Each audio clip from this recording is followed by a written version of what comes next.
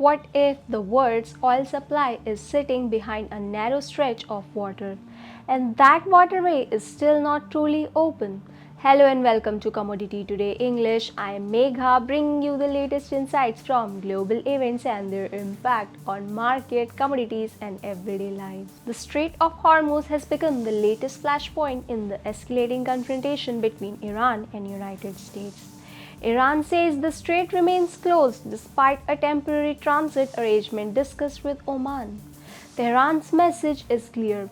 A full reopening will depend on Washington returning to its commitments under the Memorandum of Understanding. But Washington is telling a very different story. President Donald Trump says the mines threatening international waters in the strait have now been removed, and his warning to Tehran could hardly be more direct. Any ship caught lying new mines will be immediately and systematically destroyed. So, who actually controls the situation? That is where this story gets interesting. Iran and Oman are discussing a temporary shipping corridor, while United States says the waterway has already been cleared of mines. Yet commercial traffic remains far below the normal.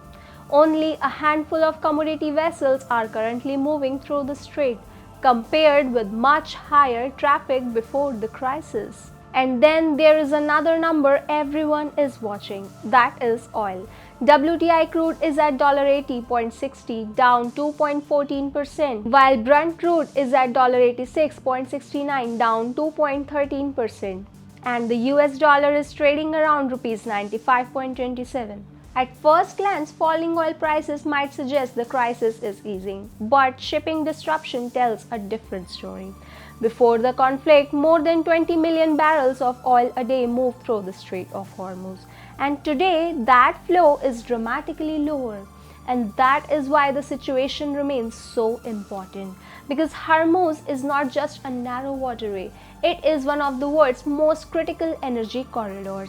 If shipping remains restricted, the consequences could be rippled through oil prices, transportation costs, inflation, and economies far beyond the Middle East. So the real question isn't just simply, is Hormuz open?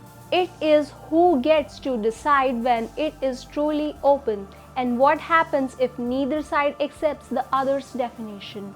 Because in Hormuz, one narrow passage can have consequences far beyond the Middle East. Stay tuned for latest updates from US-Iran conflict, and thanks for watching Commodity Today English.